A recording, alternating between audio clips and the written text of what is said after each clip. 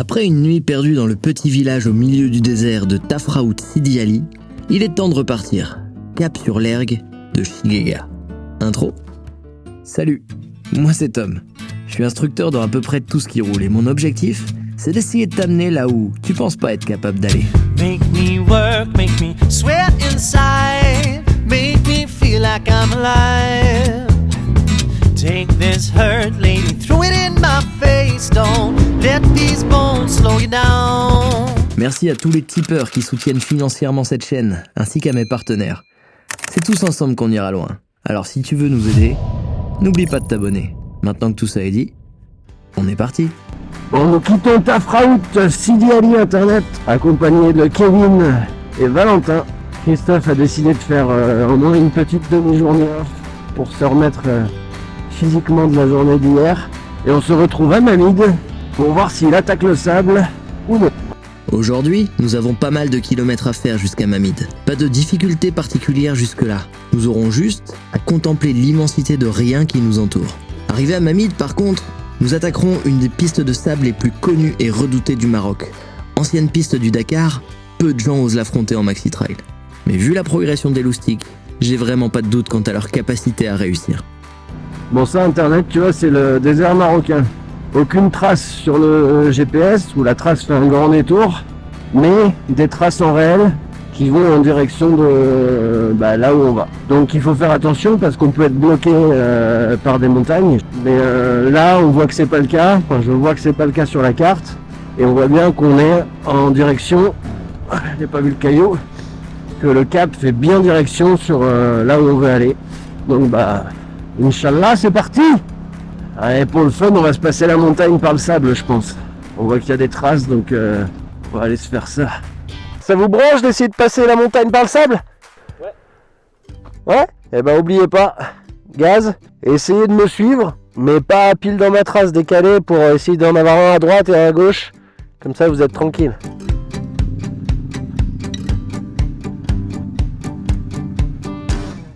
Là, c'est intéressant, Internet, de savoir faire du sable en pression normale. Bon, sur ces motos-là, ça va quand même beaucoup plus simplement que tout ce que j'ai eu avant. Mais parce que là, on peut pas dégonfler, il y a trop de cailloux. Trop de risques de, dans un temps 1 de pincement et dans un temps 2 d'abîmer la jante. Oh, c'est de la balle.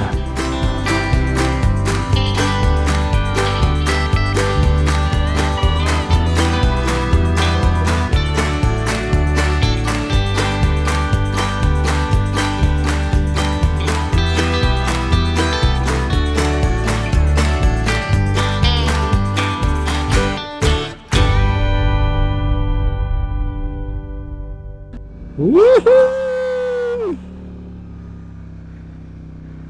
Incroyable.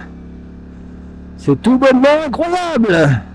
Ça fait partie des choses que je préfère dans mes formations itinérantes. Laisser le choix au groupe. Le choix de rester sur la piste ou le choix de la découverte et de l'inconnu. Yes, ils sont montés tous les deux! Des fois, on tombe par conséquent sur des difficultés notoires, mais d'autres fois, on découvre des endroits magiques de notre planète. Et sans cette fougue, nous n'aurions jamais fait cette découverte. La régalade, hein? C'est la régalade. Bon, à part Kevin qui est en PLS, mais... Ça va? Ouais, je m'amuse bien, mais j'arrive plus à la relever. Mes conditions physiques mises à part, les progrès depuis le début de la formation sont largement au-delà de ce à quoi je m'attendais. En fait, c'est très simple. Pour que je leur laisse le choix de rester sur la piste ou alors de la quitter pour aller affronter du hors-piste dans la montagne sableuse, eh bien c'est clairement qu'ils ont grimpé en compétences. Ça, c'est du roulage hors-piste dans le désert. Ça donne envie d'aller à McDo's. On se sent vraiment seul au monde dans cette immensité désertique. Seul notre niveau très bas de carburant nous rappelle que la civilisation ne doit pas être si loin que ça. Ou du moins, on l'espère.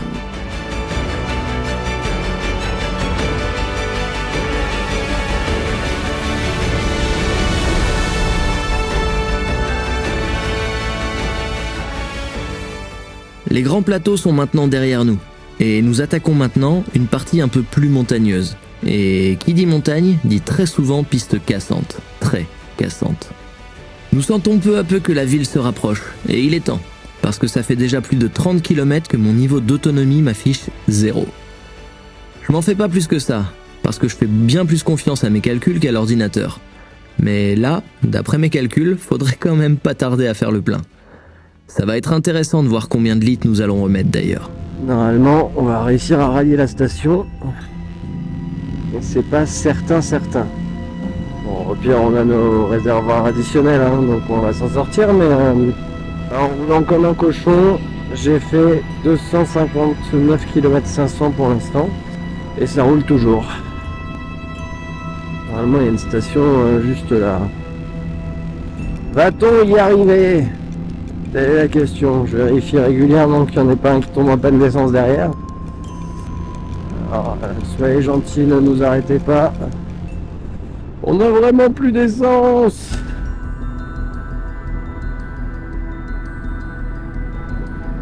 Je suis curieux de voir combien on va remettre.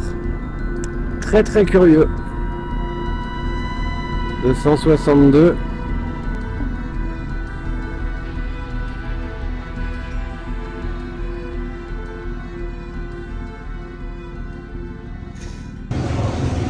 Cramax. Cramax, un max. Cramax à max. Il paie la fatigue de la longue journée d'hier, et l'accumulation de la fatigue depuis le départ d'ailleurs. Tu fais ton Instagrammeur à prendre tes plans en photo? Je suis pas Instagram, moi. Personnellement, je suis pas Instagram. Ouais, c'est vrai que c'est beau, là. On va bien manger encore, je crois. Bon, et ben en fait, on a remis 17 litres, donc il me restait encore 3 litres. Donc j'avais encore largement de quoi rouler. Ça veut donc dire que l'autonomie de la moto se porte à environ 300 km en off-road, et qu'il ne faut pas se fier à l'estimation de l'ordinateur, mais bien à l'odomètre. Mamide, la ville au bout de la route. Ce sont les derniers mètres de bitume, internet, après la route s'arrête. Et c'est le désert. C'est ici que commence la piste difficile dont je t'ai parlé au début internet. L'ancienne piste mythique de l'époque du Dakar africain.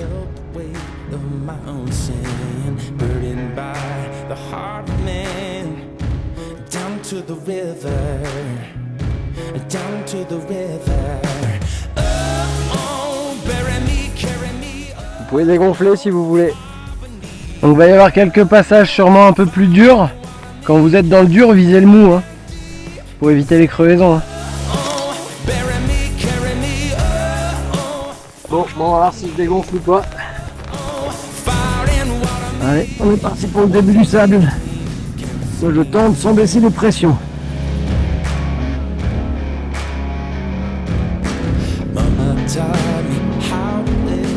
Bah écoute, ça a l'air d'aller hein, déjà.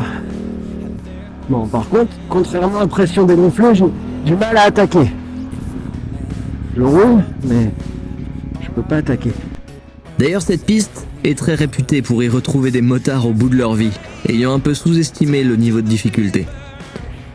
Du coup, je ne suis pas passé une seule fois de ma vie ici sans que l'on m'arrête pour me dire de ne pas passer avec ma grosse moto, parce que c'était trop difficile, ou alors que ça ne passait pas, ou alors qu'au minimum, on me propose de porter mes bagages. Le tout contre quelques dirhams évidemment, business is business. Mais mes jeunes padawans ont travaillé fort avant d'arriver ici. Ils ont, je pense, atteint le niveau de compétence nécessaire pour prétendre affronter cette piste seule. Et ils vont réussir, j'en ai pas le moindre doute.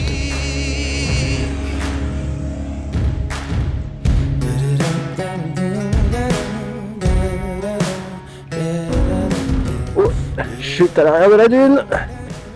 Il a dû se faire surprendre par la descente.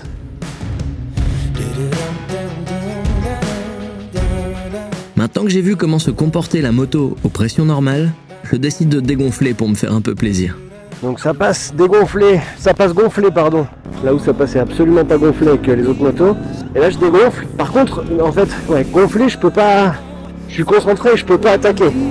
Et là de gonfler, l'idée c'est de voir si je peux attaquer. Et effectivement, bon, ça n'a rien à voir. Dégonfler, je peux y aller quoi. Ouais, gonfler, je suis carrément. Ouais. Dégonfler, tu passes d'ornière en ornière. La différence elle est assez incroyable quand même. Par contre, ouais, dès que ça redevient dur, faut rendre du gaz. C'est ça qui est dur. Si tu veux vraiment rouler vite, c'est une vraie stratégie parce que tant que c'est mou, dégonfler ça change tout. Et tu peux pas rouler dès que c'est dur quoi. Et je dégonfle moins que ce que je dégonflais avant aussi. j'ai encore de la marge, c'est-à-dire que je peux encore dégonfler derrière et devant si je veux. Avec nos 500 grammes de pression, les motos sont un vrai régal à manier dans le sable. Mais là, la journée commence à se faire vieille et la fatigue se fait bien ressentir.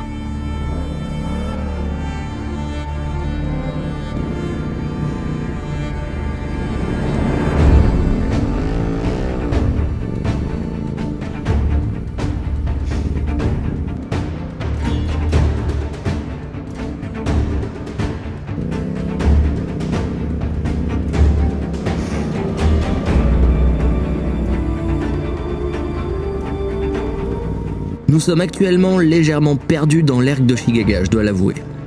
On est à la recherche du camp de Yaya. Et les chutes, ainsi que les petites erreurs d'ensablement, sont de plus en plus fréquentes. Mais heureusement, leur volonté et leur entraide sans faille les amèneraient au bout du monde.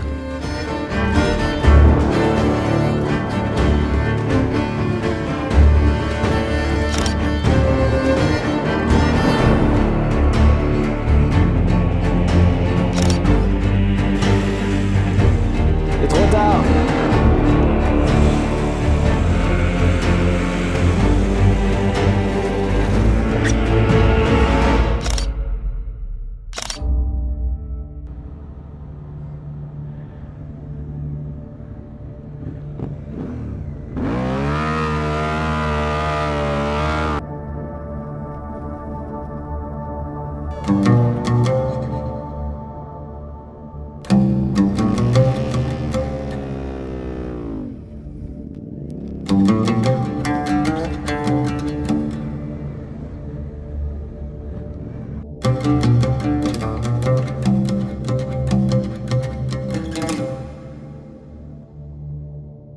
Il faut maintenant que l'on retrouve vraiment le camp d'Yaya. C'est là que l'on s'est donné rendez-vous avec Robin et Christophe.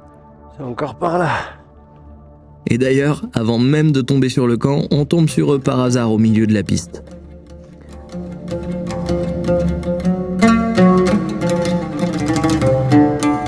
Ça va toi? Ouais, nickel. T'as avancé tranquille. Super. Ok, il n'y avait pas tant de sale que ça. Non, au début et à la fin. Ouais. Ah, c'était vraiment que... Allez, bah faut trouver avant la nuit là. Go. On va voir là-bas.